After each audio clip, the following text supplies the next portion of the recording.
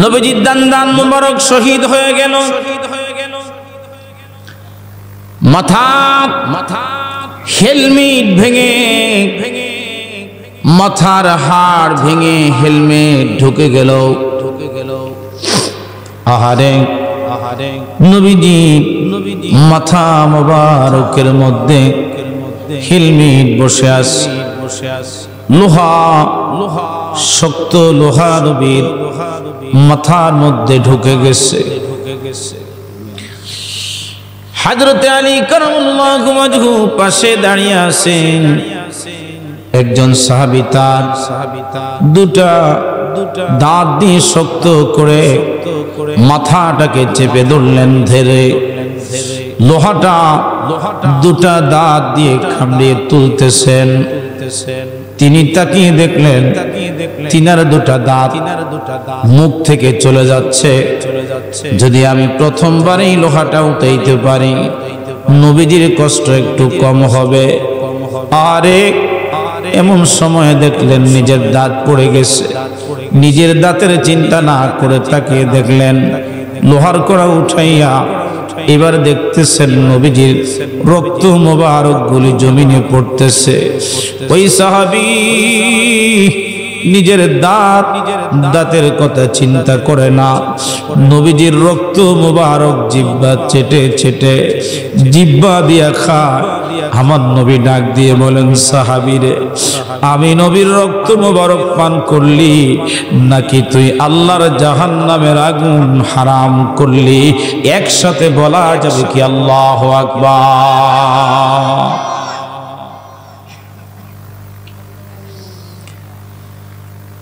আমি নবীর রক্ত মোবারক পান করলি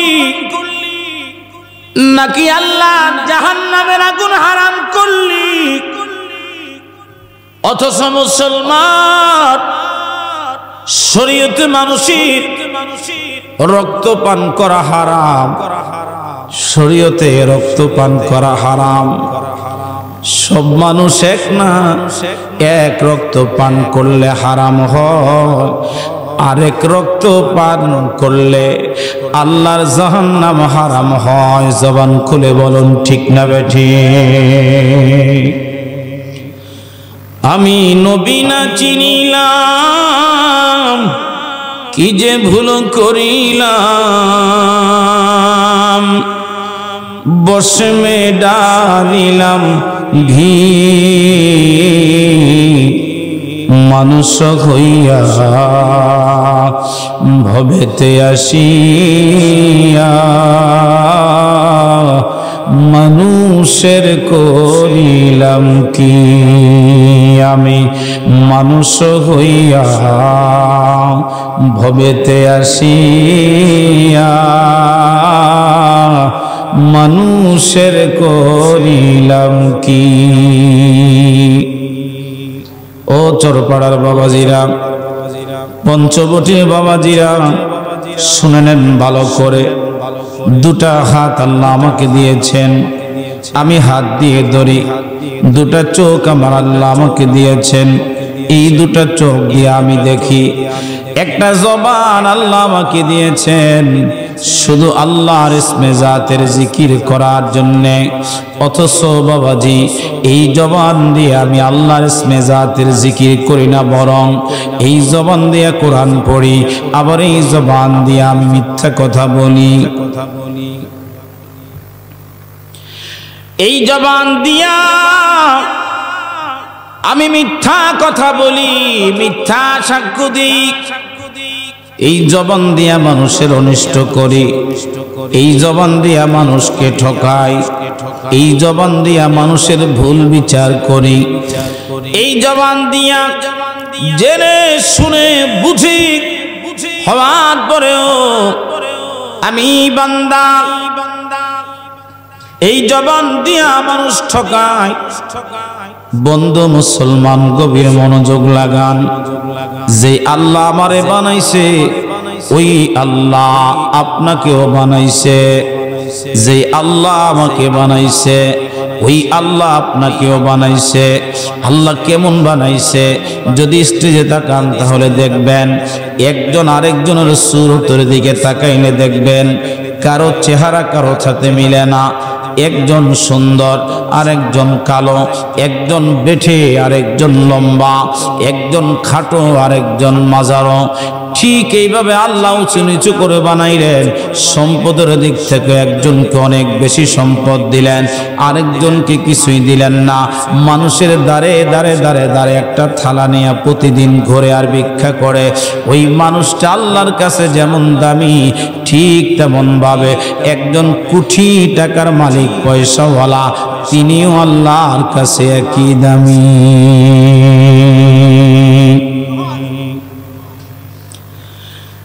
আল্লাহ যখন এই কোটিপতিকে দুনিয়ার মধ্যে পাঠায়,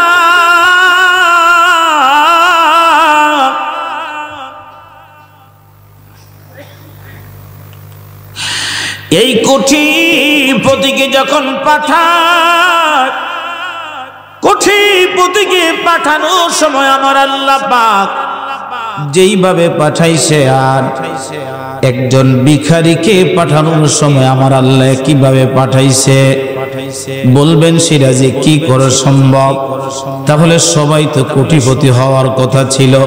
আমার আল্লাহ বললেন না, আমি নিশ্চয়ই একাকী ইচ্ছা করে একজনকে উঁচু বানাইলাম, আরেকজনকে নিচু বানাইলাম। ওই নিচু মানুষটা উঁচু মানুষের কাছে যাবে, উঁচু মানুষটা নিচু মানুষের কাছে যাবে। আমরা উঁচায় উঠার পরে চিন্তা করি আমি তো 70 তলার মধ্যে উঠছি, এত নিচে আমার আর কে নামাইব?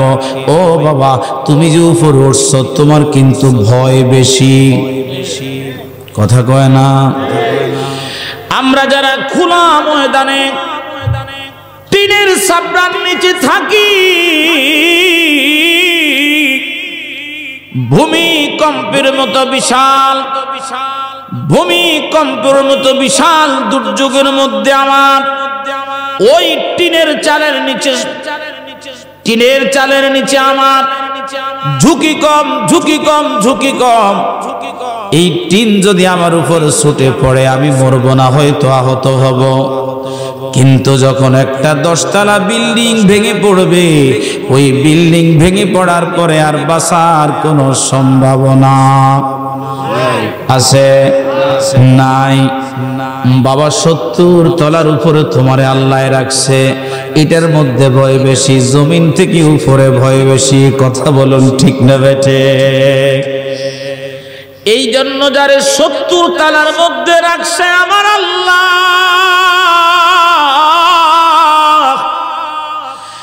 ওই 70 তলাওয়ালা ওই বান্দা, 70 তলাওয়ালা বান্দা সব সময় আমার আল্লাহ দরবারে বেশি বেশি বেশি বেশি করে ইস্তেগফার করা দরকার। কারণ আল্লাহ চাইলে একটা নিমিষেই তাকে নিচে নামাইতে পারে। যিনি ভিখারি তিনাকে তো আর কোথায় নামাবে? ভিখারি তো ভিখারি আছে।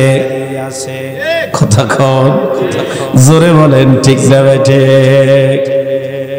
ভিখারি হলো একটা কুকুর। ভিখারি কি? কুকুর। একবারই খাবার দেয় না, সমস্যা নাই। তার ইমান, মালিক তাকে আরেক বাড়িতে রিজিক রাখছে, দৌড়াইয়া ওই বাড়িতে যায়। ওই বাড়িতেও খাবার নাই, আরেক বাড়িতে যায়। কারণ সে নিরাশ হয় না, মালিকের উপর তার ভরসা। মালিক তাকে অবশ্যই খাওয়াবে। যেই বাড়ির মধ্যে মালিক তাকে একটু আদর করে, ওই বাড়িতে মালিক চলে যা, কিন্তু কুকুর থেকে যা। কেন থাকে? কুকুর থাকার একমাত্র কারণ মালিক যেখানেই যাক, মালিকের বাড়িতে আমি পচা গান্দা বাসি যা পাই আমি খাই, মালিক আমারে খাওয়ায়। এই খাবার বিনিময়টা আমার আল্লাহ পাক রব্বুল আলামিন কুকুরের মধ্যে একটা স্বভাব দিয়েছেন, কুকুর। আমার কেবলা জান হুজুর বলেন, বান্দারে, ও আমার মুরিদ সন্তানেরা শোনো, একটা কুকুরের স্বভাব। পীরের বাড়িতে 12 বছর গোলামি করার পরে একটা পালা কুকুরের স্বভাব একজন মানুষের মধ্যে আসে। 12 বছর পীরের বাড়িতে কামেল মুকাম্মেল অলির বাড়িতে গোলামি করলে একটা পালা কুকুরের স্বভাব, যেই কুকুর মালিকের ভরসা করে, মালিক তাকে খাওয়াবে, মালিক তাকে খাওয়াবে, আর মালিকের অনুপস্থিতিতে মালিকের সম্পদ পাহারা দেয়, তার সন্তান পাহারা দেয়, তার পরিবার পরিজন পাহারা দেয়, সব কিছু পাহারা দিয়া তার বাড়িটাকে আগলায় রাখে। কুকুর হলো একটা, তার ঈমান, আমার মালিক আমারে খাওয়ায়, জীবন থাকতে কোনোদিন মালিকের সম্পদ নষ্ট হতে দিব না। একসাথে বলা যাবে কি আল্লাহু আকবার।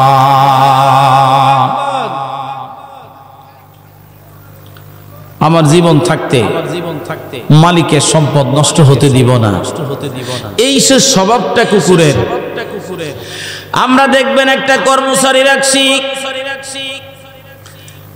একজন কর্মচারী দোকানের মধ্যে রাখছি, তাকে আমি বেতন দেই,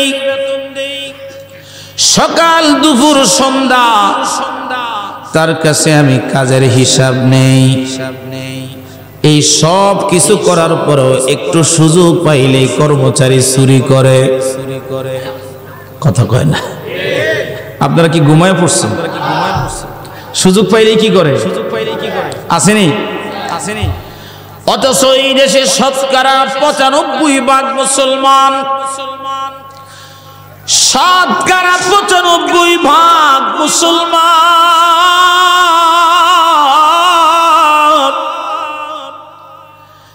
এই 95% মুসলমানের দেশে মুসলমান, মালিকও মুসলমান, কর্মচারীও মুসলমান, মালিকও মুসলমান, কর্মচারীও মুসলমান। এরপরেও কর্মচারীর কাছে, শ্রমিকের কাছে মালিকের সম্পদ নিরাপদ না। মালিক অসুস্থ, শ্রমিক আছে 5 জন, সব সম্পদ। মাত্র অসুস্থ 5 দিন ছিল, 5 দিনের মধ্যে কোটি টাকার সম্পদ শেষ করে দিছে।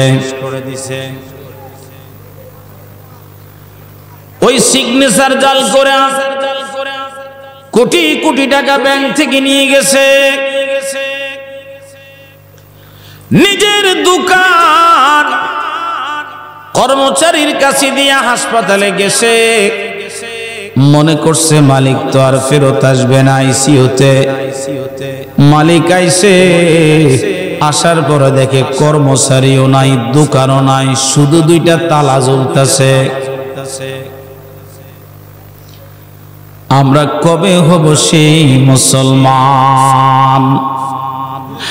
আল্লাহতে যার পূর্ণ ঈমান, কোথা সে মুসলমান, কোথা সে মুসলমান? বলেন, আল্লাহতে যার পূর্ণ ঈমান, কোথা সে মুসলমান, কোথা সে মুসলমান? আল্লাহুম্মা সাল্লি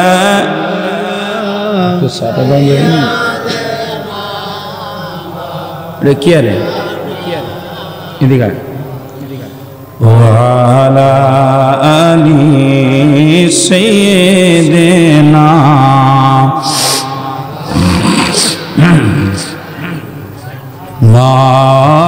আল্লাহুম্মা সাল্লি। কত পিস আছে মোবাইলে? লাইভ দিয়ে লিখতেছিলাম, লাইভ দিয়ে লিখতেছিলাম, আমাদের লাইভ দিয়েছি। হাম্মাদ আলা ঘরের মধ্যে একটা সাইড কথা চলে আই।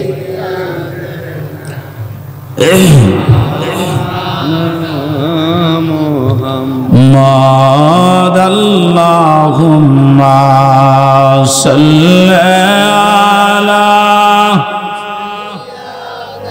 একসাথে মুহাম্মদ ওয়া আলা আলি সাইয়্যিদিনা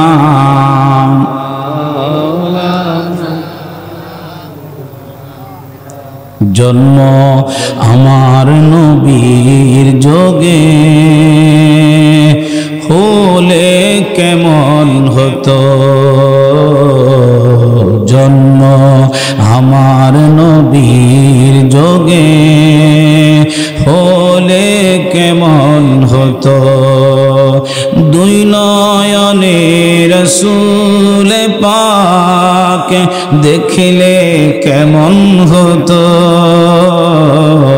দুই নয়নে রাসূল পাক দেখিলে কেমন হতো জন্ম আমার নবীর যোগে হলে মারহাবা কোন একসাথে বলেন তো আল্লাহু আকবার না হইছে না চার পাঁচ জনে কইছে বাকিরা কয় চিন্তা করি হুজুর আবার কইলে কম একসাথে নির্বাচনী আওয়াজ দিয়ে বলেন আল্লাহু আকবার এখন মনে হইতেছে না মানুষ আমি একা না আপনারা কয়েকজন মাহফিলে আছেন যদিও প্যান্ডেল পরিপূর্ণ তারপরও বাহিরের থেকে মানুষ মনে করবে আরে সিরাজি আইছে কেউ তো নাই সবাই ঘুমায় গেছে সিরাজি একলা একলা আওয়াজ করতেছে তো একটা জজ বানিয়া একটা তাকবীর দেওয়া যাবে একসাথে বলেন আল্লাহু আকবার নারে তাকবীর এখন মনে হইতেছে না মাহফিলে লোকজন আছে মারহাবা কও নির্বাচনের আগে ঘুমায় যাই লইব আল্লাহু আকবার লিল্লাহিল হামদু বিসমিল্লাহির রাহমানির রাহিম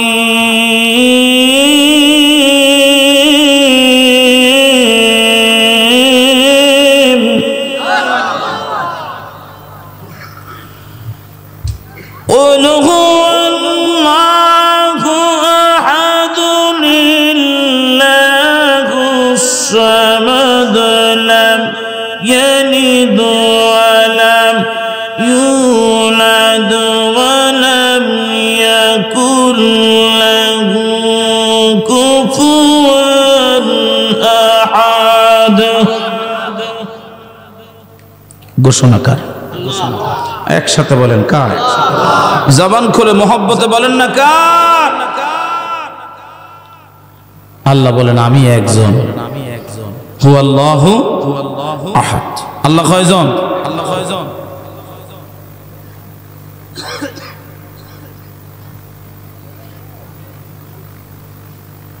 এই যত মাহফিল আছে সমস্ত মাহফিলে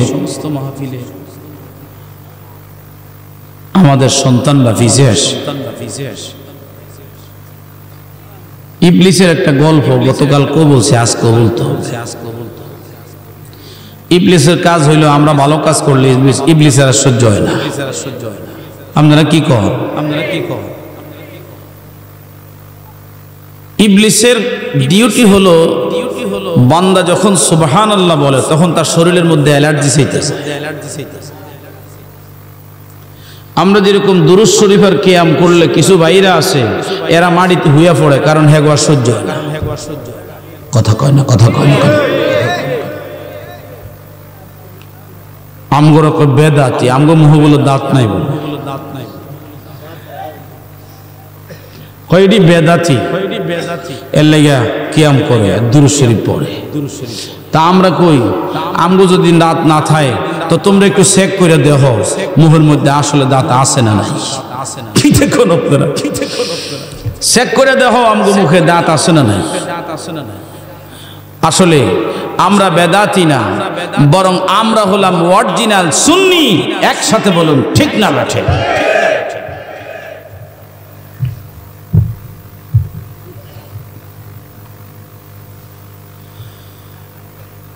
আমরা যে সুন্নি, আমাদেরকে কেউ যদি সুন্নি কয় তো আপনারা কি খুশি না বেজার?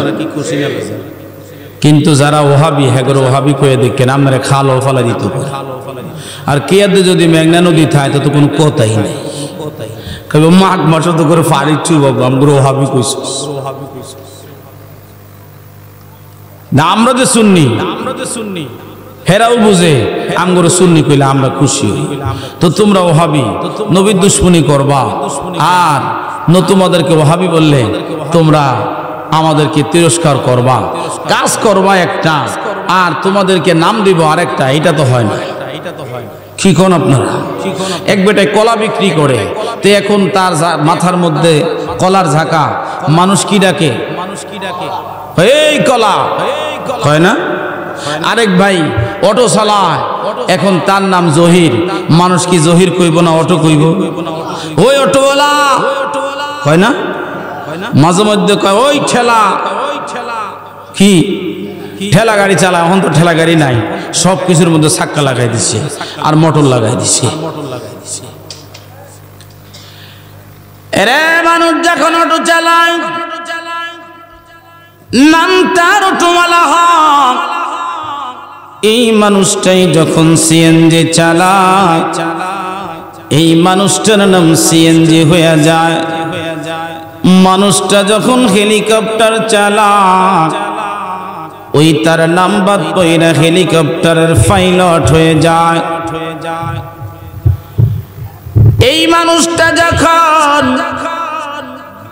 বিমান চালায় তার নাম পাইলট হয়, বিমানওয়ালা হয়। আর আল্লাহর ওলির দরবারে যাওয়ার কারণে মানুষের নাম, যখন মানুষ জিকির করে দুরূদ পড়ে, জিকির করলে এই মানুষগুলাকে জিকিরওয়ালা বলা হয়। কথা বলুন ঠিক না বেঠে? আমরা যারা সুন্নি মুসলমান, আমরা যখন নবীর দুরূদ পড়ি রে, আমাদেরকে ওই তোমরা যাই বলো আর নাই বলো, আমার নবী তখন আমাদেরকে নবীওয়ালা বলে, আর তোমরা বলো বেদাতি। আমরা বলবো না রে, না আমরা বেদাতি না, আমরা হলাম অরিজিনাল সুন্নি। সুন্নি সুন্নি কথা বলুন ঠিক না বেঠে?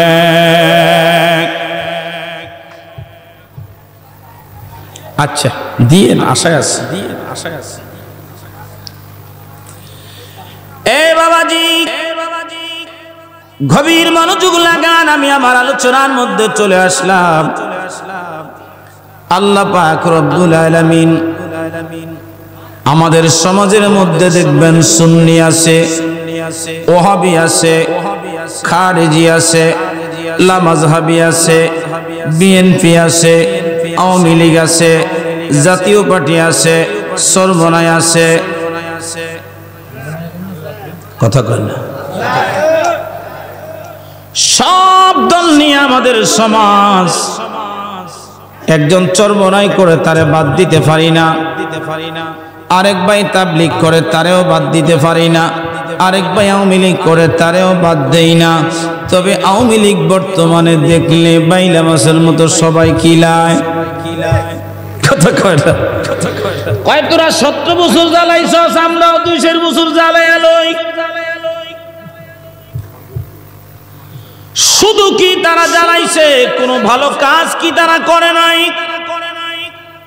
কিছু ভালো কাজও তাদের জীবনে করছে। তবে হ্যাঁ, তাদের থেকে তোমরা শিক্ষা নাও।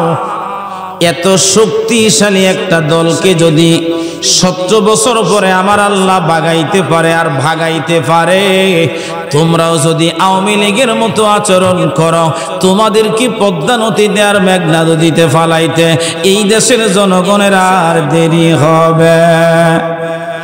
কথা বলেন হবে? তাদের থেকে শিক্ষা নাও, প্রশিক্ষণ নাও। তারা যেমন শুধুমাত্র সামান্য কিছু মজলুম মানুষের উপরে নির্যাতন করার কারণে আল্লাহ বিমুখ হয়ে গেছে, আল্লাহ বেজার হয়ে গেছে। এত রাস্তা, এত কালভার্ট, এত ব্রিজ এত উন্নয়ন দেশে হওয়ার পরেও মানুষ এখন পায়খানা দেখতে পারে, তাদের নাম শুনতে পারে না। এই মাহফিলের মধ্যেও 2-4 জন মুজিব কোটওয়ালা আছে, কিন্তু এখন ডরে ভয়ে মুজিব কোট কয় না। এখন আর কয় না যে আমি মুজিবের সৈনিক। জানে মুজিবের সৈনিক কইলে কইব আগে পানিত নাম, মাঘ মাসে আধা ঘন্টা পানিত থাক, তারপরে বুঝবো তুই কত নাম্বার সৈনিক হইছস। এখন যারা আপনারা তাদেরকে খেদায়া দিয়া ওই চেয়ারগুলি নিয়া একই চেয়ারে বসে একই কাজ করতেছেন, মানুষ এখন বুঝতেছে আওয়ামী লীগ আর বিএনপি আর জামাত কোন দল সুবিধার না, জনগণের কোন দল না, সব দল তারা সুবিধাবাদী। কথা বলেন ঠিক না বেঠা?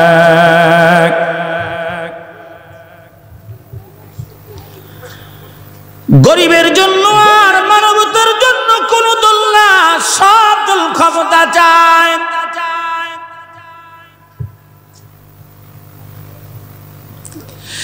সব দল তারা ক্ষমতা চায়, সব দল তারা ক্ষমতা চায়, গরিবের ভালো তারা কেউ চায় না।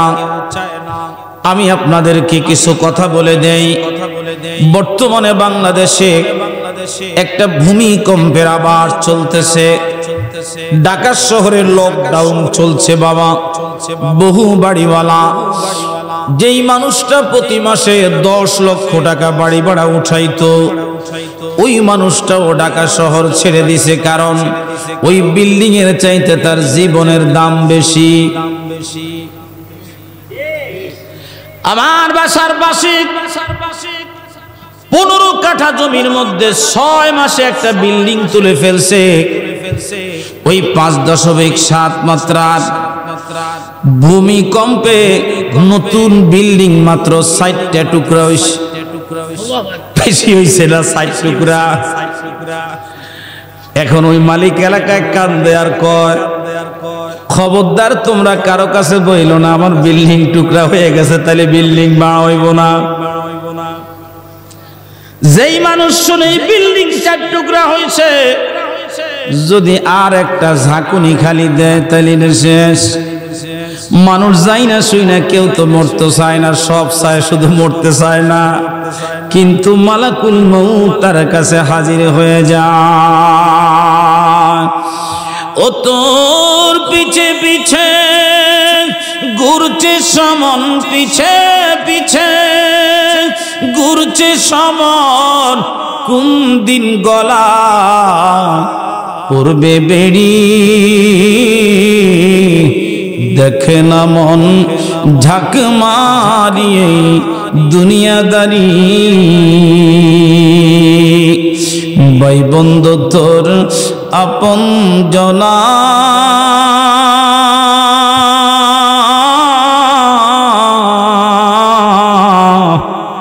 মরলে সঙ্গে কেউ যাবে না রে। ভাই বন্ধু তোর আপন জনা,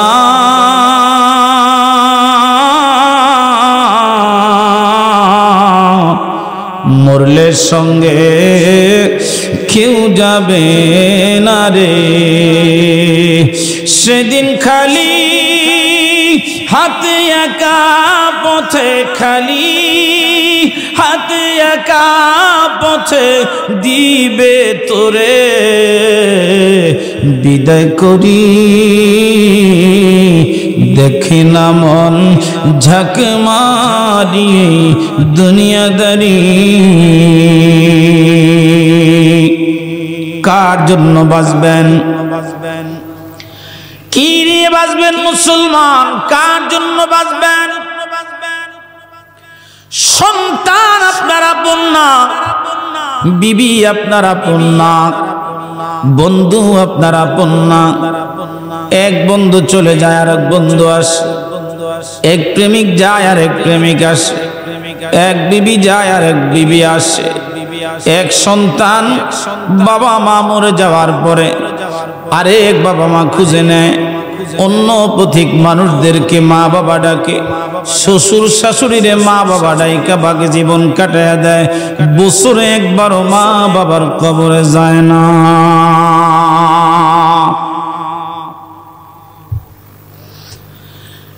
এই জন্য চরপাড়ার সুন্নি মুসলমান আমি তোমাদের পায়ে ধরে বলি, বাবা যেই দলের মাহফিলের দাওয়াত তুমি পাও না কেন, ওই মাহফিলের মধ্যে তোমার ছেলেটাকে নিয়ে যাইবা, তোমার মতো সুন্দর একটা টুপি পরাও, টুপি পরাইয়া ভালো একটা জামা গায়ে দাও, দিয়া তুমিও বসো, তোমার ছেলেটাকেও বসাও। যদি এইভাবে কিছুদিন তোমার ছেলেটাকে মাহফিলে মাহফিলে ঘুরাইতে পারো, তাহলে দেখবা কোন মাহফিলের পাশে যখন বাজার হয়, ওই বাজারে বুট বাদাম খাওয়ার মতো কোনো বাচ্চা খুঁজে পাইবা না। কথা বলুন ঠিক না বেঠিক? আমাদের মাহফিল থেকে বাজারে মানুষ বেশি, কারণ কি? আজ আমরা সমাজের মধ্যে সবচেয়ে অবহেলিত হলাম মুসলমান। আমাদের চাইতে কঠিন দিন যাপন করেছিল মুসলমানেরা। এক সপ্তাহ পর্যন্ত ঘরের মধ্যে খাবার ছিল না, এরপরেও ঘরের মধ্যে অভাব ছিল না, পেটের ক্ষুধায় পাথর ভাঙছে রে, এরপরেও তার ঘরের মধ্যে অভাব ছিল না। স্বামীও মুসলমান ছিল, স্ত্রীও মুসলমান ছিল। কেমন মুসলমান ছিল তাকান। নবীজির একজন সাহাবী, আখলে সুফার দরজার একজন সাহাবী হযরতে সালমান ফারসি রাদিয়াল্লাহু তাআলা, অনেক বড় দরজার একজন সাহাবী। নবীজি একদিন বললেন, সাহাবীরা শোনো, আমার সালমানের জন্য আমি নবী দোয়া করে দিলাম। সালমান দিনহীন ভাবে চলবে, জনসমাজে সে কখনো আসবে না, একেবারে জঙ্গলার মধ্যে নিরিবিলি জায়গার মধ্যে সে থাকবে, কোনো মানুষের সাথে তার কোনো মেশাল হবে না। এই দুনিয়ার মধ্যে কোন সমাজের মধ্যে সে বসবাস করবে না, একা একা বসবাস করবে। আহারে দিনহীন ভাবে চলবে। যেমন ছিল স্বামী খাঁটি ইমানদার, তেমন ছিল স্ত্রী ইমানদার। ও বোনেরা শোনো, যদি একজন স্ত্রী ইমানদার হয়, ওই ঘরটা আমার আল্লাহর জান্নাত হয়ে যায়। কথা বলুন ঠিক না বেঠিক? সালমান ফারসি অসুস্থ, ক্ষুধার্ত, রোগাক্রান্ত, কঠিন সময়। বিবি ডাক দিয়ে বলে, স্বামী হে, অপ্রাণের স্বামী, স্বামী গো, ও স্বামী, আমরা যে একাকী সময় কাটাইতেছি, স্বামী আমার প্রাণের ভাইরা। নবীজির সাহাবী আবু যর গিফারির মৃত্যুর সময় এসে গেল। মৃত্যুর সময় এসে যাওয়ার পরে একটা দুর্গম এলাকার মধ্যে তাদের দিন যাপন, পাহাড়ের চূড়ার মধ্যে দিন যাপন চলছে। এমন সময় মৃত্যুর গণগটা স্বামী স্ত্রী স্বামীকে বলে, স্বামী হে, এখন যদি তোমার মৃত্যু হয়, আমি মহিলা মানুষ, আমি তোমাকে দাফন করতে পারবো না। স্বামী বলো গো, কে তোমারে দাফন করবে?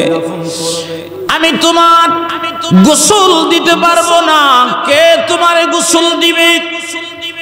ও প্রাণের স্বামী, সারা জীবন তুমি খেদমত করলা, নবীর দরবারে দিনের খেদমত করলা গো স্বামী, অথচ আজকে তোমার এই অবস্থায়, দুঃসময়ে কোনো মানুষ তোমার পাশে নাই। এমন সময় হযরত আবু যর গিফারির দিকে তাকিয়ে দেখলো আবু যর গিফারি মুস্কি মুস্কি হাসতেছে। স্ত্রী ডাক দিয়ে বলে, স্বামী আমার, কি জন্য আজকে এত মুস্কি মুস্কি হাসেন, কারণ কি? নবীর সাহাবী ডাক দিয়ে বলে, বা বিবি রে, মনে কষ্ট নিও না, চিন্তা করো না। আমার নবী ভবিষ্যৎবাণী করেছে, আমি যেদিন মৃত্যুবরণ করব, আমি আবু যর গিফারি যেদিন মৃত্যুবরণ করব, আমার জানাজায় অনেক মানুষ হবে, আমাকে গোসল দেওয়ার মানুষ অনেক হবে, আমার জানাজায় বহু মানুষ আসবে। তুমি চিন্তা করো না, আমার নবীর প্রতি আমার ঈমান আছে, ঈমান আছে, ঈমান আছে, ঈমান আছে। জবান খুলে বলো ঠিক না বেঠে? এমন সময় স্ত্রী ঘর থেকে বের হয়ে তাকিয়ে দেখতেছে বিশাল একটা কাফেলা ওই পাহাড়ের চূড়ার দিকে আসতেছে। জোরে বলেন মারহাবা। বড় একটা কাফেলা এই পাহাড়ের চূড়ার দিকে আসতেছে। এমন সময় স্ত্রী ডাক দিয়ে বলেন, স্বামী আমার, তোমার কথা তো সত্য হয়ে গেল। বলে, হ্যাঁ, আমার কথা সত্য না, বরং বলো স্ত্রী, আমার নবীর কথা সত্য প্রমাণিত হয়েছে। আমার নবী এমন একজন নবী রে, জীবনে আমার নবী কোনোদিন মিথ্যা বলে নাই, বলে নাই, বলে নাই। জবান খুলে কথা বলো ঠিক না ঠিক? হযরতে আবু যর গিফারির ইন্তেকাল হয়ে গেল। আবু যর গিফারির ইন্তেকাল হলো। এবার নবীর সাহাবীরা আসছে, প্রায় 80 জন সাহাবী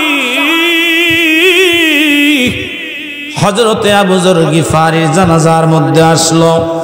গোসল হলো, জানাজা হলো। স্ত্রী ডাক দিয়ে বলেন, মালিক, আমি এখন কি করব, কার কাছে থাকব? আমার স্বামী তো ইন্তেকাল করেছে। ওই গায়েব থেকে ইলহাম আসে, বিবিরে চিন্তা করো না, ওই আল্লাহ তোমার রিজিকের দরজা খুলে রেখেছে, আর তোমার ইজ্জতের জমিনদার হয়ে গেছে। একসাথে বলা যাবে কি আল্লাহু আকবার। শ্রেষ্ঠ নবী দিলাম রে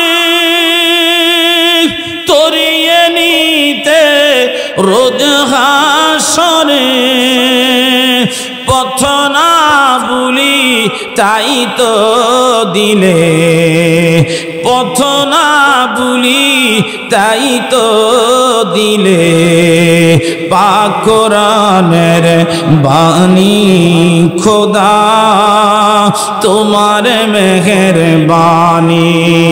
এই সুন্দর ফুল, সুন্দর ফল, মিঠা নদী তোমার মেহেরবানি। বলেন খোদা তোমার মেহেরবানি। এই সুন্দর ফুল, সুন্দর ফল, মিঠা নদী পানি, খোদা তোমার মেহেরবানি। তুমি কতই দিলে রতন, ভাই বেরাদর, পুত্র স্বজন, ক্ষুধা পেলে অন্ন যোগাও, ক্ষুধা পেলে অন্ন যোগাও, পানি চায় না মানি খোদা তোমার মেহেরবানি। এই সুন্দর ফুল, সুন্দর ফল, মিঠা নদী খোদা তোমার মেহেরবানি। খোদা তোমার মেহের। এবার একটু গভীর মনোযোগ লাগান। নড়াচড়া করলে যখন আপনারা উঠা বসা করেন মনোযোগ নষ্ট হয়ে যায়। আমি চাইলে কিছু কিচ্ছা কাহিনী বলে আলোচনা শেষ করতে চাই, না না সেটা করব না, কারণ মাহফিল হলো একটা পরিবর্তনের জন্য মাহফিল। ঠিক নি? বর্তমানে আমাদের সন্তান আছে, আমরাও আছি, আমার স্ত্রী আছে, কিন্তু আমাদের পরিবর্তন নাই। মাহফিল পরের দিন সকালে চায়ের দোকানে আলোচনাও করা। কয় সিরাজি আইছিল, টাকা নিছে 50, বেড়ে ওয়াজ করছে। ওয়াজ তার একজন পাশের লোক জিগায়, কি ওয়াজ করছে? কয় না করছে। কয় আরে কি করছে? কয় কি যে করছে হিডেই তো কইতারি না।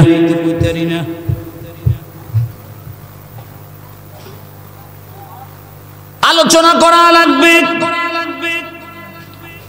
বর্তমানে আমার সন্তানরা দিন থেকে অনেক দূরে, আমার সন্তানরা দিন থেকে অনেক দূরে। বাবাজি সেদিন আর বেশি দূরে নয়। এই মদিনা ইসলাম আল্লাহর ওলিরা এই জমিনের মধ্যে বড় মেহনত করে করে করে করে নিয়ে আসছে।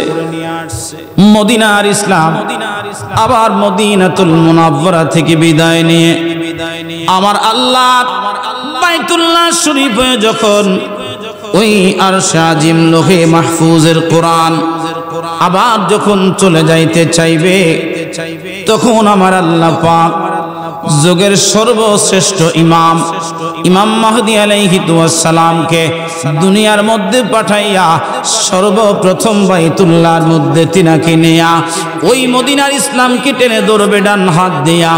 আমার পৃথিবীর মধ্যে এই ইসলাম আবার তাম পৃথিবীর মধ্যে প্রচার করে দিবে।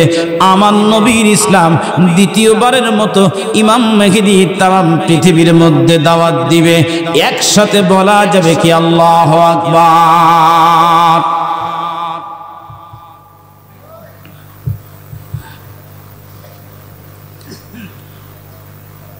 এ মুসলমান,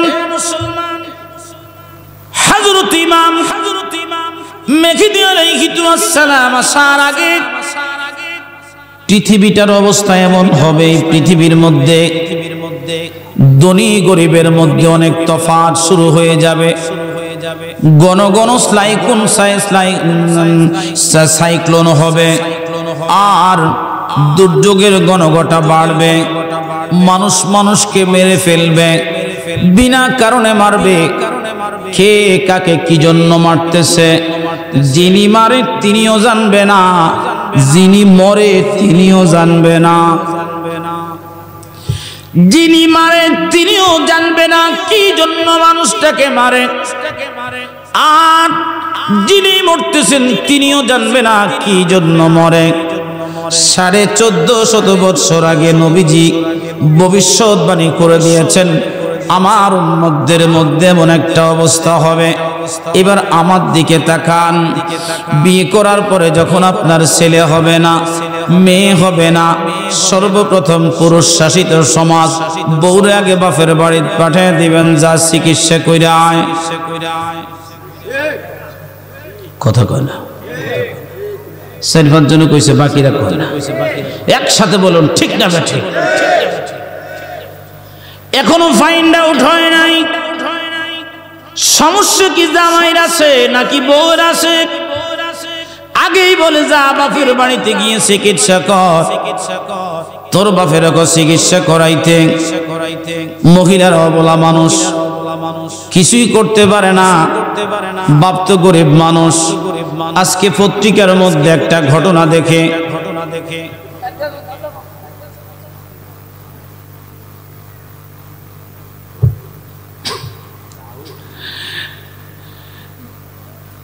উনি এক কাম করতেছিল, আইসা আবার গেছে, দেখুন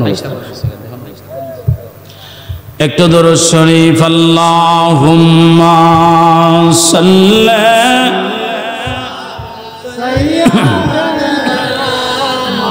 মাওলানা মুহাম্মদ ওয়া আলা আলি সাইয়্যিদিনা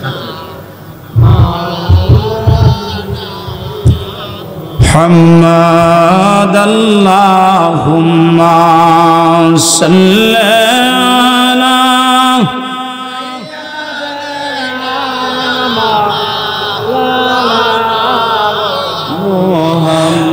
وعلى সাইয়্যিদিনা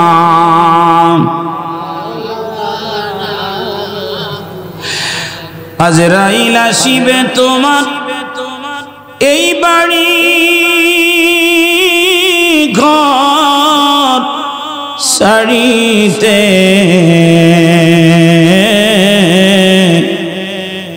আপন পোশাক খুলে খুলে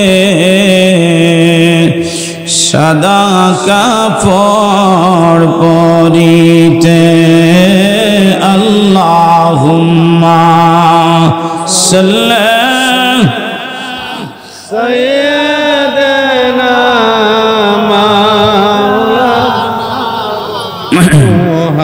মুহাম্মদ ওয়া আলা আলি সাইয়্যিদিনা মুহাম্মদ। বিয়ের পর ছেলে মেয়ে হয় না, এই ছেলে মেয়ের জন্য আপনি নিজে দায়ী না, আপনার স্ত্রী দায়ী। এখনো ফাইন্ড আউট হয় নাই।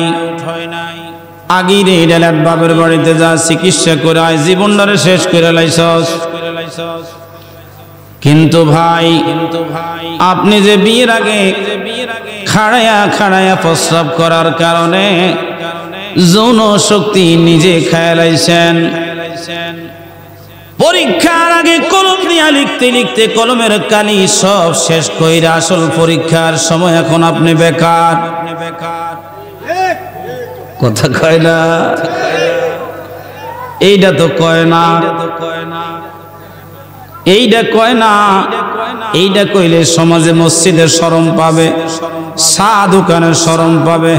নিজের শরম লুকানোর জন্য বউরে কয় বাপের বাড়ি যা। এরপরে যান মৌলভী সাহেবের কাছে যাইয়া দোয়া কালাম বইরা। আমার মা বোনেরাও বড় কঠিন আছে। বিয়ের আগে যদি বাপে কয়, মায় কয় বাবা মারে তোর জন্য একটা হুজুর ছেলে দেখছি, সামনের থেকে পিছনে যাই একটা গলাত ফাঁসি লাগামু, কিন্তু হুজুরের কাছে বিয়া বসমু না। দাড়িওয়ালা ছেলেরা ডিসলাইক, গণ আন্দোলন। মাই জিগায় কি জন্য বিয়ে করবি না, কারণ কি কয় না এখন কমু না। দাদি যখন জিগায় কয় হেরা মডার্ন না, সিগারেট খায় না, সিগারেট খাওয়া ছাড়া ফুলাঙ্গ পছন্দ হয় না। বন্ধের পায়ে ধরে বলে বন্ধে যদি নসিব গুনে কোনো আলেম পেয়ে যাস জীবনে করে তোকে কোনোদিন বিপর্দায় রাখবে না, হারাম খাবার তোরে কোনোদিন খাওয়াবে না, জীবনে কোনোদিন নিজের স্বামী থাকতে ঘরের মধ্যে অন্য পুরুষের সাথে তোর মিলামেশা করা লাগবে না। কারণ আলেমরা এই সমাজের রক্ষক। মা ও বোন মনে রাখবে, দাম্পত্য জীবনে যদি শান্তি চাস এই সমাজের মধ্যে একজন আলেমকে বেছে নিবি। খোদার কসম সংসার করেও শান্তি পাবি, দাম্পত্য জীবনেও সুখী হবি। জবান খুলে বলো ঠিক না বেঠে। আজকে আমার অনেক মা বোনেরা এই মাহফিলে আছে। এই যুবতী বোনেরা যদি সবাই আন্দোলন করত আলেম ছাড়া বিয়ে করবো না, তাহলে দেখতেন এই পঞ্চবটি বাজারের মধ্যে একটা যুবকও পাইতেন না বেনামাজি, একটা যুবকও পাইতেন না সিগারেটওয়ালা, একটা যুবকও পাইতেন না ফ্যান্টওয়ালা।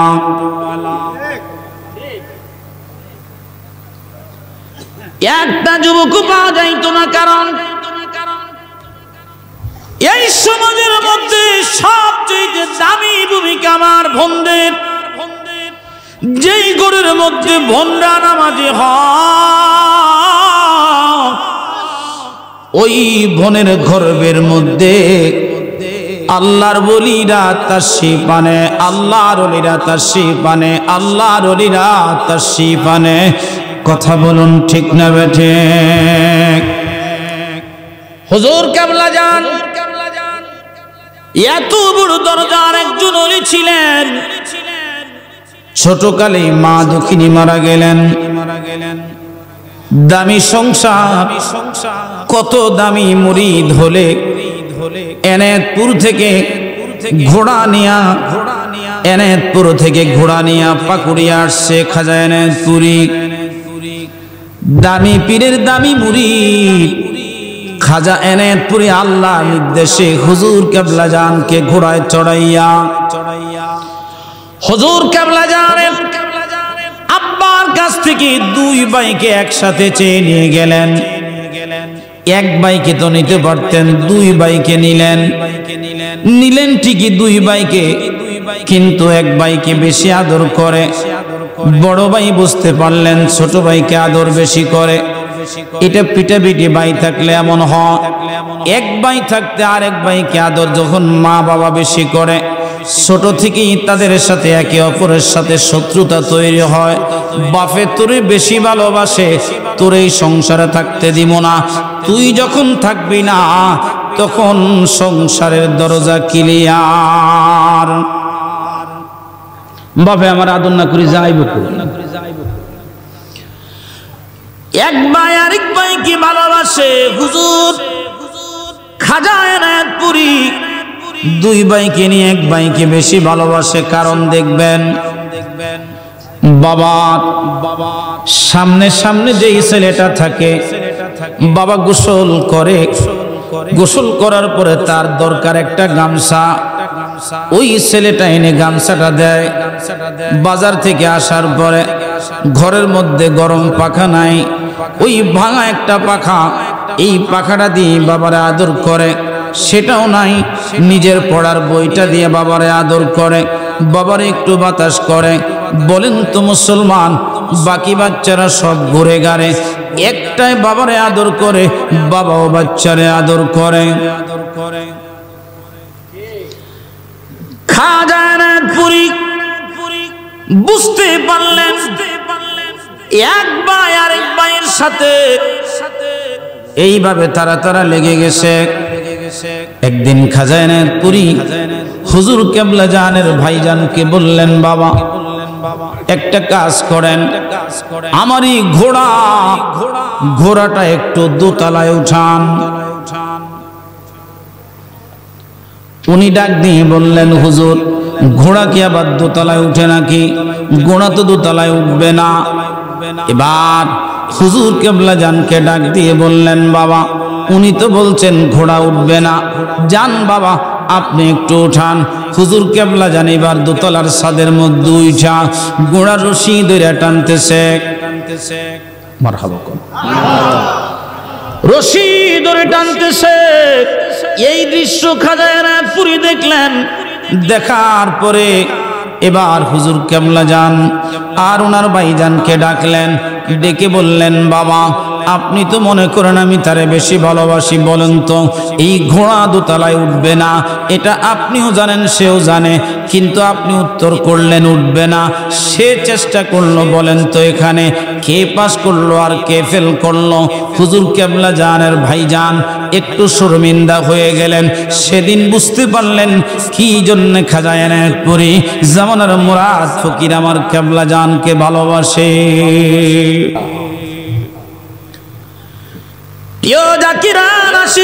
মুসলমানেরা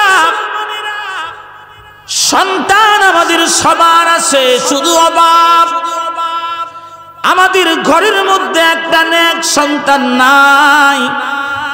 ওই নেক সন্তানটা কেমন হয় ছোট্ট করে একটা উদাহরণ আপনাদেরকে দেই। মসজিদে নববীর মধ্যে অর্ধ পৃথিবীর খলিফা হযরতে উমর রাদিয়াল্লাহু তাআলা আনহু ফজরের নামাজে দাঁড়াইলেন। ফজরের নামাজের মধ্যে নামাজরত অবস্থায় তিনার পেটের মধ্যে পিছন থেকে একজন বল্লম চালিয়ে দিলেন, বল্লম মেরে পাশ উপাস করে দিলেন। মুহূর্তের মধ্যে খলিফাতুল মুসলিমিন জমিনের মধ্যে বেহুশ হয়ে পড়ে গেলেন। সাহাবীদের মধ্যে একজন দাঁড়াইয়া নামাজ শেষ করলেন। এখন শেষ করে দেখতেছে কোনোভাবেই এত বড় ফাড়া, এখনকার মতো আর ডায়াবেটিস, এতক্ষণকার মতো চার্জারি তো তখন ছিল না। তিনি বেহুশ হয়েছেন তো হয়েছেন, রক্ত পড়ে সমস্ত মসজিদটা ভরে গেছে, নারী বুড়িগুলি জমিনের মধ্যে পড়ে গেছে। কিন্তু একটা সন্তান হযরতে আব্দুল্লাহ দাঁড়াইয়া আমির আল মুমিনিনের ওই মাথার পাশে দাঁড়াইয়া চোখের পানি ফেলে বিনে বিনে কাঁদতেছে। ডাক দিয়ে বলে, আব্বু বিদায় বেলা বলো তুমি কি খাবে, তোমার কি কিছু খেতে মন চায় কিনা? নেক সন্তান বড় দরকার। ওই নেক সন্তান মৃত্যুর পরেও কাজে আসে, দুনিয়ায় থাকতেও কাজে আসে। আর কুলাঙ্গার সন্তান দুনিয়ায় থাকতেও কাজে আসে না, মরণের পরেও কাজে আসে না।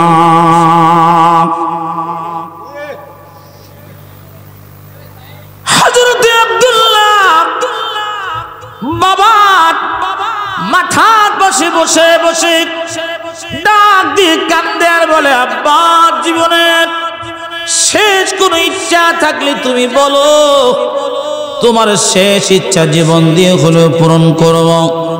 কিছুক্ষণ পরে হযরতে আমির আল মুমিনিনের জ্ঞান ফিরে আসছে। আসার পরে ডাক দিয়ে বলে, আব্দুল্লাহ রে, আমাকে আগে শোনাও, আমি যে নামাজরত অবস্থায় ছিলাম, আমি নামাজ পড়তে পারি নাই, আমারও বর্তমানে তোমরা নামাজ শেষ করছিলা কি করো নাই?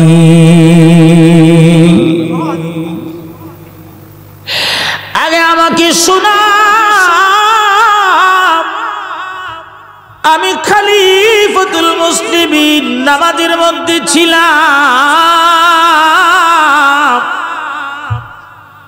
আমি নামাজের মধ্যে ছিলাম, নামাজরত অবস্থায় আমাকে ছুরি আঘাত করা হয়েছে।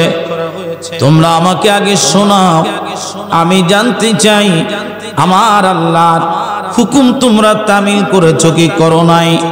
ডাক দিয়ে বলে, আমির আল মুমিনিন, আমরা তো নামাজ শেষ করেছি, আপনি অভয় পান আর আপনি শিওর থাকেন আল্লাহর হুকুম, আল্লাহর নির্দেশিত নামাজ আমরা কখনোই বাদ দেই নাই, বরং আমরা নামাজ শেষ করেছি। একসাথে বলা যাবে কি আল্লাহু আকবার? ওই দিনে মুসলমান কম ছিল। ফজরের নামাজে যা মুসল্লি, জোহরেও তা মুসল্লি, আসরেও তা মুসল্লি, মাগরিবেও তা মুসল্লি, এশার মধ্যেও তা মুসল্লি।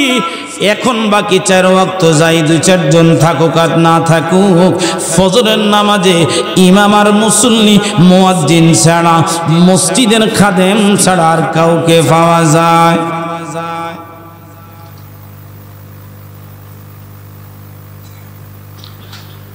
রে মুসলমান, মহব্বতের কান লাগিয়ে দেন, গভীর মনোযোগ লাগান। আমির আল মুমিনিন এবার একটা চিঠি লিখলেন, চিঠি। নেক সন্তান কি কাজে আসে? চিঠি লিখলেন, মায়ের কাছে সন্তানের চিঠি, মার কাছে সন্তানের চিঠি। ইয়া উম্মাহাতুল মুমিনিন আম্মা জান, আমি জানি নবীজির কদম মোবারকের এই জায়গাটা আপনি আপনার জন্য রেখেছেন। ও মা, আমি আমার জীবনের আমলগুলি একসাথে করেছি, আর আপনার জীবনের আমলগুলি একসাথে করে দেখলাম, না না, রাষ্ট্রপ্রধান হিসাবে আমি চাইলে জোর করে নবীর কদমে থাকতে পারতাম। মাগো, এই জায়গাটা জোরের জায়গা না, এটা খেদমতের জায়গা। মা, আমি জানি পৃথিবীর কোন সন্তান মায়ের কদম থেকে ফেরত যায় না। ও মা,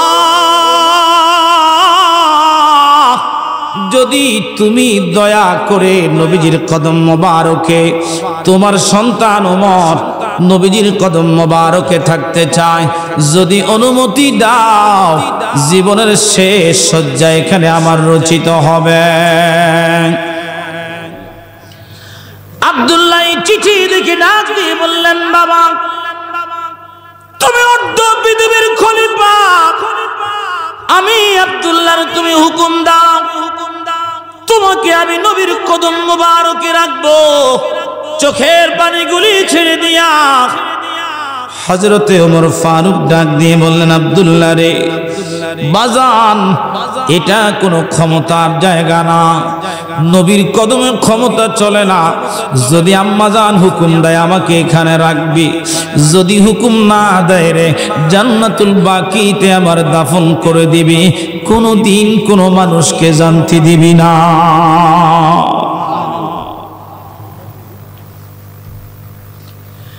এবার ছেলে আব্দুল্লাহ আম্মা জানের হুজরার সামনে দাঁড়াইয়া ঢুকরিয়ে ঢুকরিয়ে চোখের পানি ছেড়ে দিয়া কান্দে আর বলে, আম্মা জান, ওমরের পক্ষ থেকে আপনাকে সালাম। আসসালামু আলাইকুম ইয়া উম্মাহাতুল মুমিনিন। ও মা, আপনার সন্তান ওমর জীবনের শেষ ইচ্ছার কথা জানিয়ে আপনার কাছে একটা চিঠি লিখছে। ওই চিঠিখানা নিয়ে আমি আব্দুল্লাহ সীমা। আব্দুল্লাহ ডাক দিয়ে বলেন, নবীর উম্মতেরা শোনো, আমি চিঠিখানা দেখে দেখে দেখে দেখে দেখে দেখে দেখে দেখে আম্মা জান চোখের পানিগুলি ফেলতেছিলেন আর চোখের পানি পেলে কাঁদতেছিলেন। আব্দুল্লাহ ডাক দিয়ে বলে, আম্মা জান কি জন্য আপনি কাঁদেন গো মা?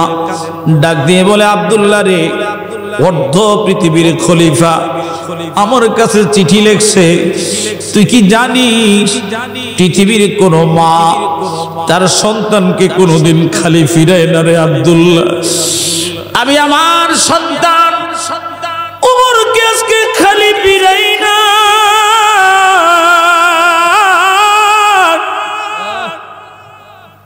আমি আমার সন্তান ওমরকে আজকে খালি ফিরাই না।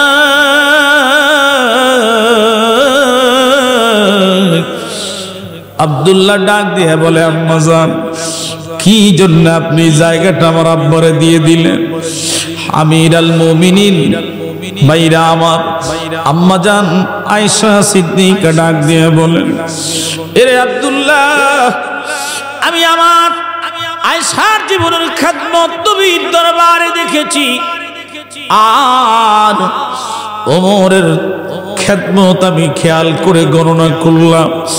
আমি গণনা করে দেখছি রে, আমি আয়েশার চাইতে তোর বাবা ওমরের খেদমত আমার নবীর দরবারে বেশি বেশি বেশি বেশি বেশি।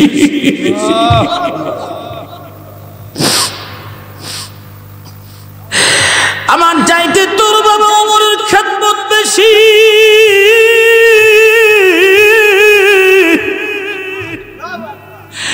এই জন্য আমার নিজের জায়গা তোর বাবার জন্য রেখে দিয়েছি। একবার জবান খুলে বলা যাবে কি আল্লাহু আকবার?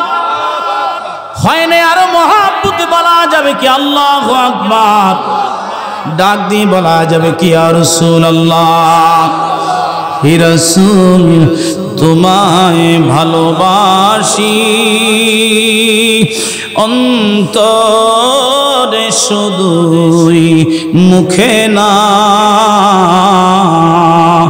জান্নাতের আশায় নয় হে রাসূল, জাহান্নাম কেউ ডরি না, জান্নাতের আশায় নয় হে রাসূল, জাহান্নাম কেউ ডরি না। হে রাসূল তোমায় ভালোবাসি, অন্তরে শুধুই মুখে না, জান্নাতের আশায় নয় হে রাসূল, জাহান্নাম কেউ ডরি না। তোমায় পাওয়ার আশায় মন ছুটে যায় মদিনায় তোমায় পাওয়ার আশায় মন ছুটে যায় মদিনায় এ আশিকে দিদার দাও না আর দূরে থাকিও না এ আশিকে দিদার দাও না আর দূরে থাকিও না হে রাসূল তোমায় ভালোবাসি অন্তরে শুধুই মুখে না জান্নাতের আশায় নয় হে রাসূল জাহান্নাম কেউ ডরি না আল্লাহুম্মা সাল্লি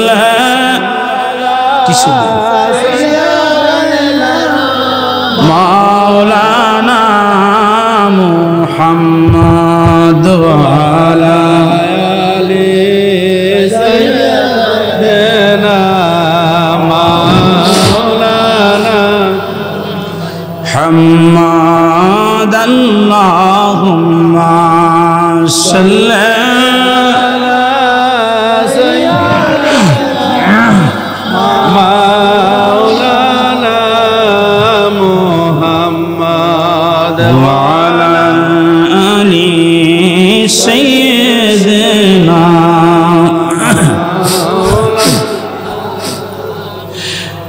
আপন আপন কররে মন এই বাড়ি তোর আপন না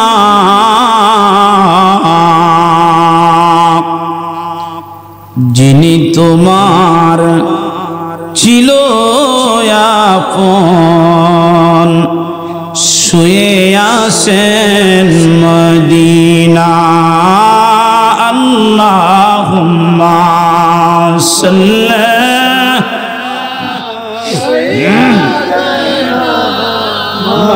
মাওলানা মুহাম্মদ ওয়া আলা আলি সাইয়্যিদিনা মাওলানা মুহাম্মদ। কিছুক্ষণ বসা যাবে?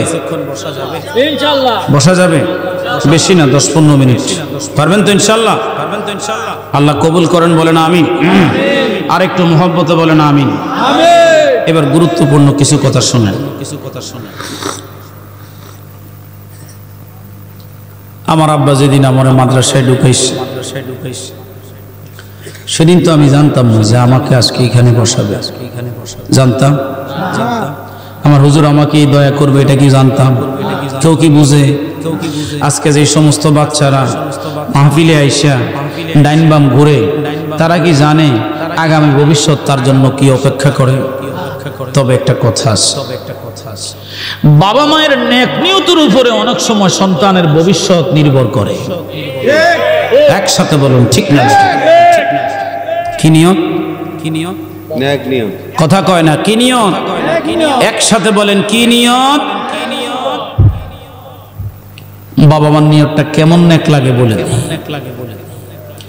আব্দুল কাদের জিলানী তখন মায়ের গর্ভে, মার নাম উম্মে ফাতেমা, বাবার নাম আবু সালে মুসা জুলি। বাবাও দামি, মাও কি? মাও নামাজি, বাবাও কি নামাজি। আমগো দেশের বাবারাও মোবাইল, মারাও বিয়া হইছে মোবাইল, প্রেম হইছে মোবাইল, পোলাপাইন হইছে মোবাইল।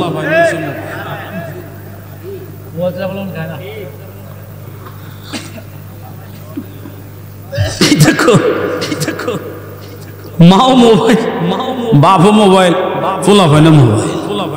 ঘুমাইতো মোবাইল, উঠতো মোবাইল, হুইতো মোবাইল, আটতো মোবাইল, মোবাইলের মোবাইল।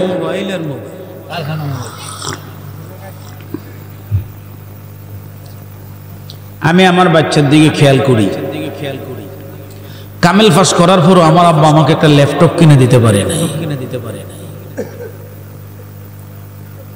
বাংলাদেশের সর্বোচ্চ ডিগ্রি মাস্টার্স মাদ্রাসায় কামেল পাস করার পরেও আমার আব্বা একটা মোবাইল আমার কিনে দিতে পারে না। নিজে রুজি করে তারপরে মোবাইল কিনছি।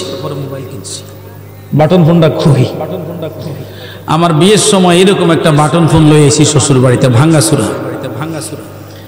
তো আমার শালা তখন 10 টাকা মিনিট, 2005 সালের কথা বলছি, সরি 10 টাকা মিনিট। তখন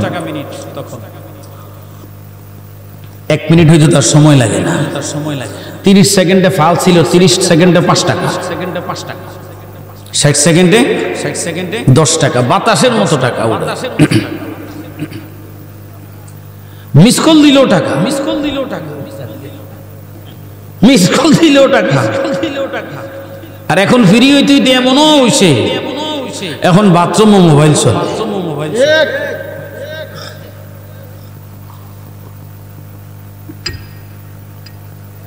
মোবাইলটা এই জন্য বানায় নাই, মোবাইল বানাইছে যোগাযোগ ব্যবস্থার উন্নতির জন্য, সমাজকে শিক্ষিত বানানোর জন্য।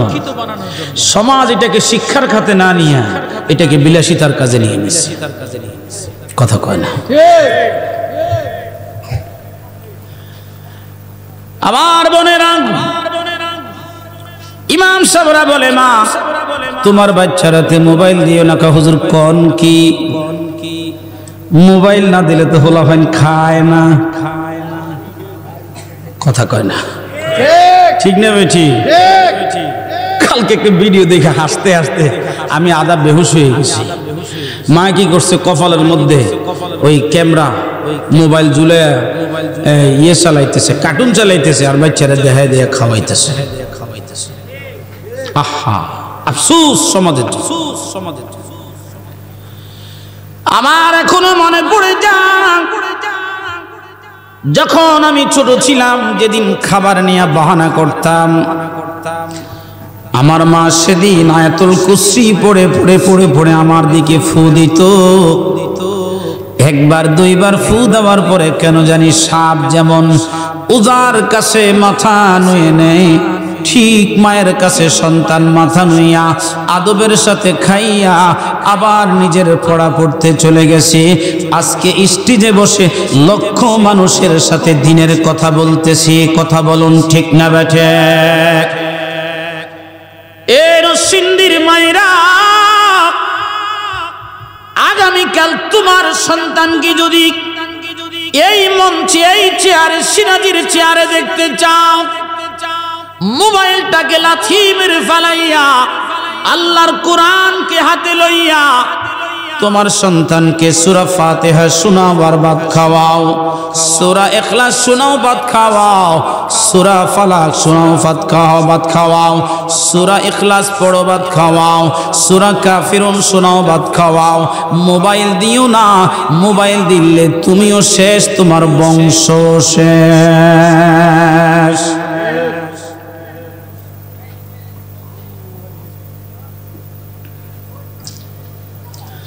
আব্দুল কাদের জিলানী এখনো মায়ের গর্ভে, সন্তান গর্ভে আসলে মায়েদের কতটা সাবধান হওয়া দরকার একটু দেখেন, গভীর মনোযোগ লাগান। বাবাজি সন্তান গর্ভে আসছে, দেখবেন দাম্পত্য জীবনের প্রথম সন্তান যখন গর্ভে আসে, আর সন্তান আসার পরে যখন বাবার কাছে মা এই সংবাদটা দেয়, তখন দেখবেন একটা উপহার দেয়। স্বামীরা তার স্ত্রীকে ভালোবেসে একটা উপহার দেয়। স্ত্রীকে ভালোবাসা এটা আল্লাহ ফরজ করেছেন, আবার স্ত্রীর স্বামীকে ভালোবাসা এটাও আমার আল্লাহ ফরজ করছে। স্বামী স্ত্রীকে ভালোবাসবেন, স্ত্রী স্বামীকে ভালোবাসবেন। কিন্তু আমার সমাজে একটা কুপ্রভাব হলো, স্বামী স্ত্রীকে ভালোবাসে সত্য, তবে হ্যাঁ স্বামী স্ত্রীকে ভালোবাসতে যাইয়া, স্ত্রী স্বামীকে ভালোবাসতে যাইয়া এমন বাসা বাসে ওই স্বামীর ভাই বালানা, মা বালানা, বাপ বালানা, বোন বালানা, শুধু বউয়ের বউ, মা বাপ সবাই বালা। আরে দুনিয়ার সবাই কালা কালা কালা।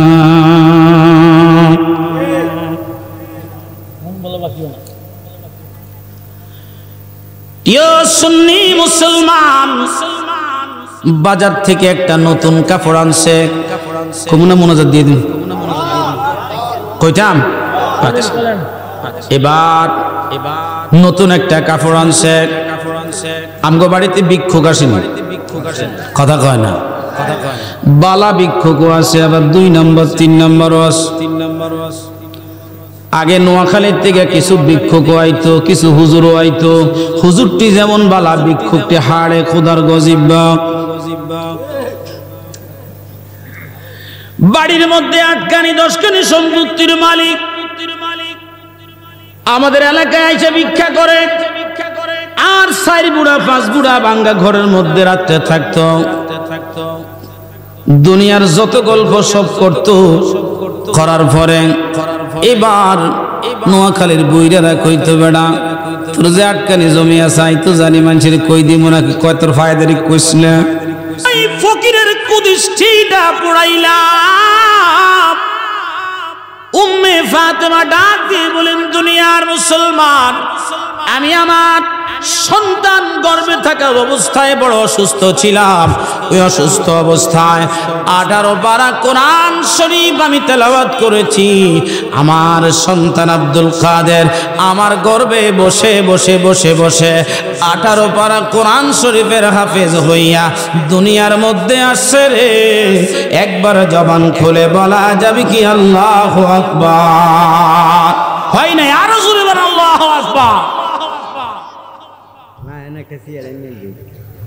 কি সমস্যা? কে কে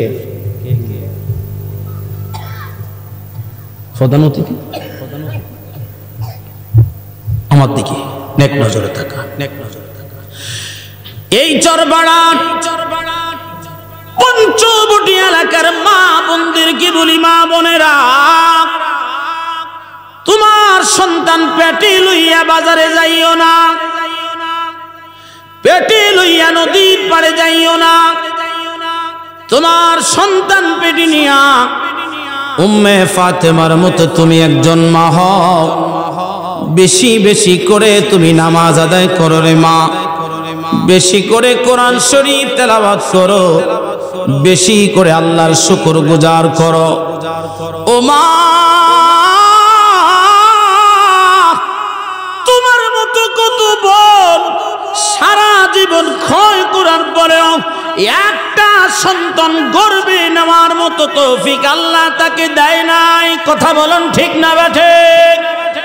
আল্লাহ তোমাকে সন্তান গর্ভে নেওয়ার ক্ষমতা দিয়েছেন, এই জন্য শুকর আদায় করো। যুবক ভাইদেরকে বলবো, যুবক ভাইয়েরা, খুশি হয়ে বিবিকে একটা নতুন কাপড় দাও, এটাতে আমার কোনো বাধা নাই। ভালো একটু খাবার আমার বোনরে খাওয়াও, এতেও আমার কোনো বাধা নাই। যুবক রে, আমার বাদার আপত্তি ওই জায়গায় বউকে ভালোবাসতে যাইয়া মা বাবার রিজিক কায়রা নিও না, মা বাবার খেদমত কায়রা নিও না, মা বাবারে হালাক কইরো না। 1450 বছর আগে আমার নবী ডাক দিয়ে বলেন, উম্মত, এমন একটা সময় তোমরা দেখবা ভূকম্পন হবে, জলোচ্ছ্বাস হবে, সাইক্লোন হবে, বিনা কারণে বজ্রপাত হবে, আকাশ থেকে পাথরের বৃষ্টি পড়বে, আকাশ থেকে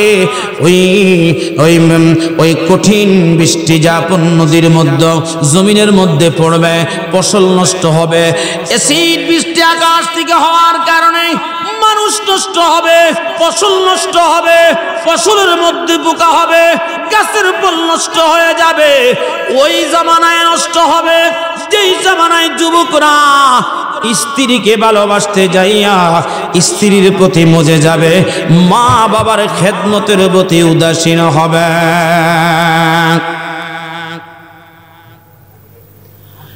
প্রিয় মুসলমান, আমার বোনেরা, আজকে আপনারা আমাকে দেখতেছেন, আমিও আপনাদেরকে দেখতেছি অন্তরের চক্ষু দিয়া ভন। মনে রাখবেন, আজকে আপনি সন্তান সম্ভবা মা হবেন, অথচ কোন একজন মায়ের সন্তানকে বিয়ে করে আপনি এই বাড়িতে আসছেন। ও বোন শুনে নেন, আজকে যদি আপনার বৃদ্ধ শ্বশুর শাশুড়িকে আপনি খেদমত করেন, আর এই মাঘ মাসে ফাল্গুন মাসে কঠিন শীতের মধ্যে তাহাজ্জুদের সময় একটু গরম পানি করে দেন, আপনার শ্বশুর শাশুড়ি যদি আপনার জন্য দোয়া করে, খোদার কসম করে বলি, আগামী দিন আপনি যখন শাশুড়ি আর শ্বশুর হবেন, ওই দিন দেখবেন আপনার সন্তানের বিবি, আপনার সন্তানের স্ত্রী আপনার জন্য এই গরম পানি ফেরত দিবে। কথা বলুন ঠিক না বেঠে? আর ভনেরা, ছেলেটা কি মোবাইল না দিয়া ঘরবা বুঝতে আমার বোনকে রাস্তার মধ্যে না নিয়া পর্দার মধ্যে রাখেন, কোরআন তেলাওয়াতের প্রশিক্ষণ দেন, নামাজের প্রশিক্ষণ দেন। আর ছেলে মেয়েরা ছোট থাকতেই মেয়েদেরকে, ছোট ছোট মেয়েদেরকে, বোনেরা নামাজের সময় হলে আপনারা তাদেরকে নিয়ে নামাজের প্রশিক্ষণ দেন। আমি আমার ভাইদেরকে, বাবাদেরকে বলবো, আপনাদের ছোট্ট ছোট্ট বাচ্চাগুলিকে আপনারা আজানের পরে যখন নিজেরা মসজিদে যাবেন, সন্তানগুলি আপনারা মসজিদে নিয়ে যাবেন। কারণ মনে রাখবেন, বাবা ওই সপ্তাহে 1-2 বার বাবার কবরটা জিয়ারত করতে যাবেন। বাবা নাই, বাবা আছে এখনো, বলবেন বাবা তো আছে। না না, আপনার দাদা দাদি নাই, ওই দাদা দাদির কবরটা জিয়ারত করতে যাবেন। মনে রাখবেন, যেই বাচ্চাটা নিয়া দাদা দাদির কবরের মধ্যে জিয়ারত করতে যাবেন, আগামী কাল দেখবেন ওই বাচ্চাটা আপনার ইন্তেকালের পরে আপনার কবরের পাশে দাঁড়াইয়া 2টা হাত আমার আল্লাহর দরবারে তুলে তুলে চোখের পানি পেলে কান্দে আর আপনার জন্য দোয়া করে। ঠিক না ঠিক?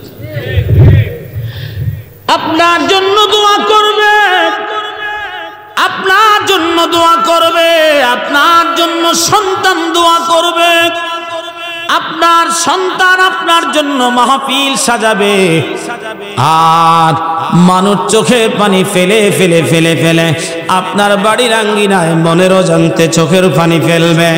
আমার আল্লাহ তখন সেদিন সব ফেরেশতাদেরকে ডাক দিয়ে বলবেন, ফেরেশতারা রে তাকায়া দেখ, নিষেধ করেছিস বান্দা বানাইতাম না, আমার একজন বান্দা তার সন্তানকে দিন শিখাইছে, ওই জিয়ারত শিখাইছে, মুনাজাত শিখাইছে, নামাজ শিখানোর কারণে তার বাড়িতে দেখ একজনের উসিলায় কত মানুষ আইসা।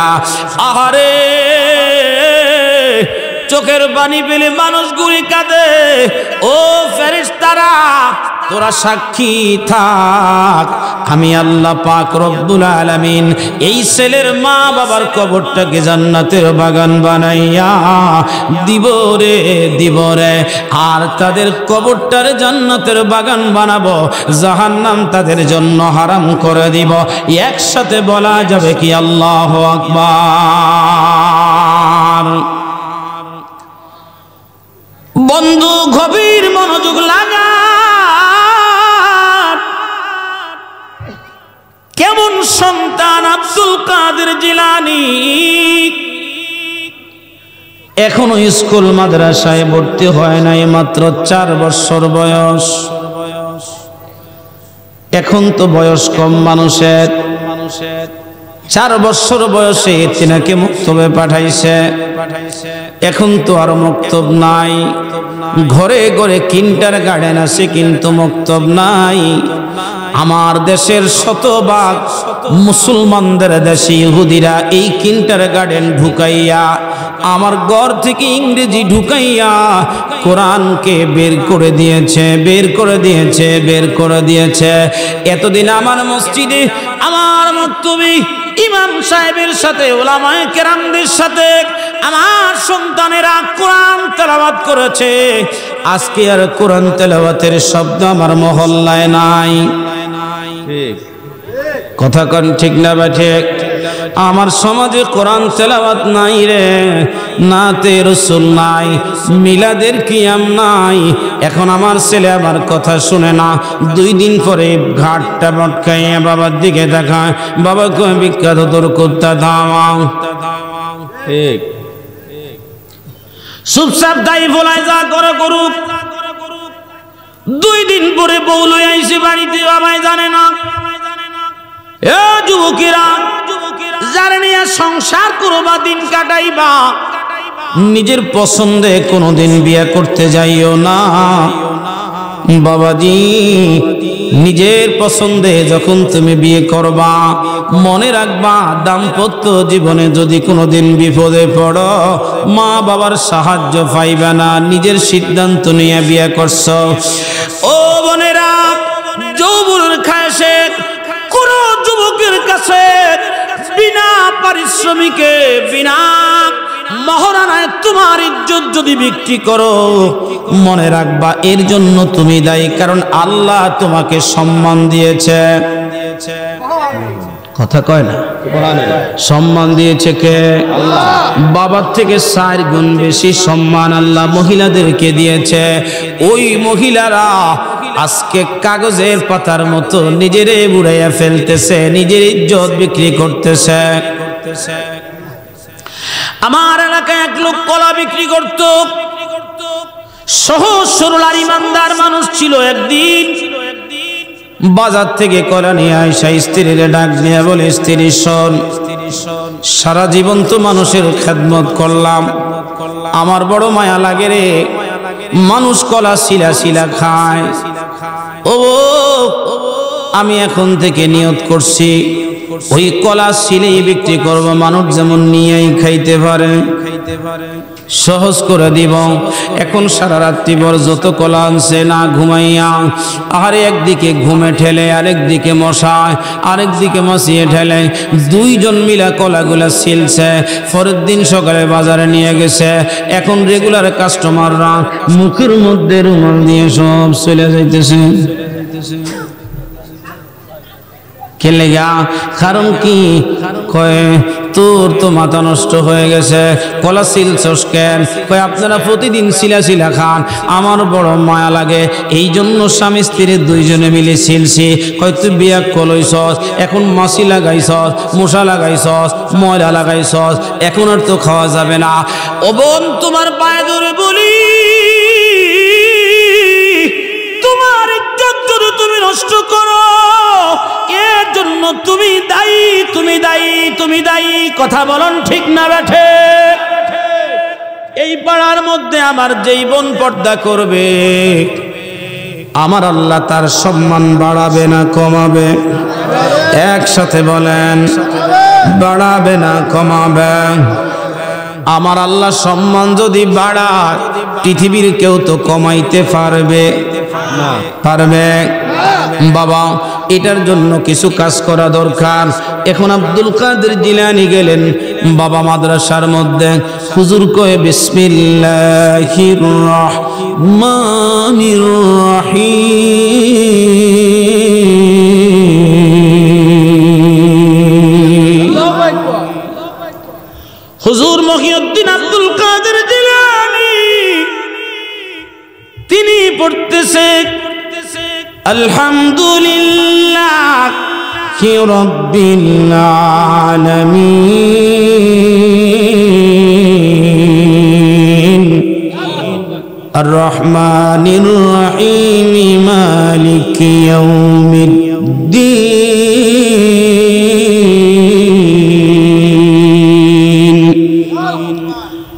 ইয়াকা না'বুদু ওয়া ইয়াকা নাস্তাঈন ইহদিনাস সিরাতাল মুস্তাকিম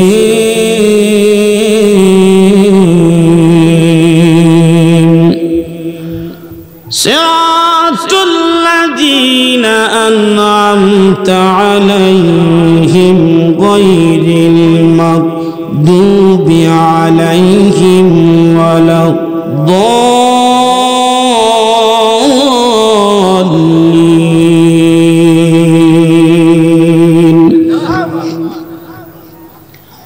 বাড়ির মধ্যে খবর পাঠাইছে তোমার আম্মারে নিয়ে আসো।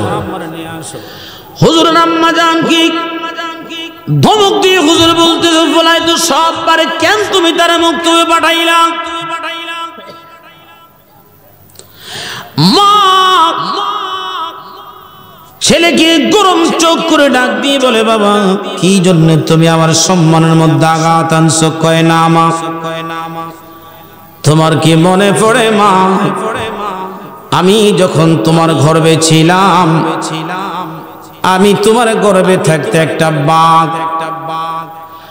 তোমাকে খাওয়ার জন্য আসছিল, আমি তোমার সন্তান তোমার নিঃশ্বাসের সঙ্গে ঢুকে আরে ওই ফকির তোমার ইজ্জত নেওয়ার জন্য আসছিল, তোমার নিঃশ্বাসের সঙ্গে আমি বের হয়ে একটা ক্ষুধার্ত বাঘ হয়ে মুহূর্তের মধ্যে তাকে খাইয়া আবার তোমার গর্ভের মধ্যে চলে আসছি। একবার জবান খুলে বলা যাবে কি মারহাবা? ও মা মনে কিছু নিও না, আমি তোমার গর্ভে থাকতে 18 পারা কোরআন শরীফ তুমি তেলাওয়াত করেছো। এই 18 পারা কোরআন শরীফ আমি আব্দুল কাদের মহিউদ্দিন আব্দুল কাদের মুখস্থ করে এই জমিনের মধ্যে তাশরিফ এনেছি। একসাথে বলেন না সুবহানাল্লাহ।